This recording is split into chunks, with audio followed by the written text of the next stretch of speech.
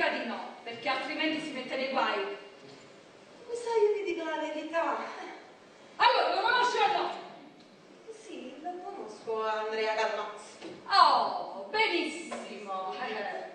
Guardi signora, la vede questa agenda? Sì, la vedo. Questa è l'agenda di Andrea Calmazzi. Già sei chi? Scusate, volevo dire io che cosa c'entro, come sa? Cara signora, questa agenda l'abbiamo sequestrata stamattina durante una perquisizione che abbiamo fatto nella società dove lavora Andrea Calmaz. E tra tutti gli appuntamenti annotati, l'ultimo, quello di stamattina, portava proprio a casa sua.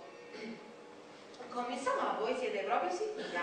Altro che se ne sono sicuro, guarda, sta scritto qua, dopo se vuole può dare un'occhiata. Eccolo qua.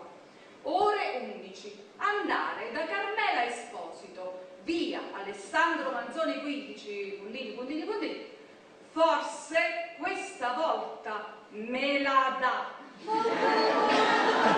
Sta scritto, mi sa? Ore 11. Andare da Carmela Esposito, via Alessandro Manzoni 15, puntini, puntini, puntini. Forse questa volta me la dà. Signora Carmela, ma che cosa gli dovete dare? Ma mi sa, ma non c'è da niente, tra tanto voi. Io conosco questa persona, ma non ci do niente, avete capito? Non ti devo dare niente, ma vedete un po'.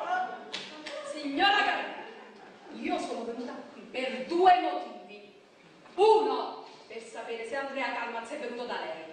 E due, per sapere che cosa gli dovete dare. Allora, che cosa gli dovete dare? Nada, ma tu non mi sa, io non c'ho da niente, avete capito? Non ci do niente, perché io sono sposata. Ah. E questo che c'entra?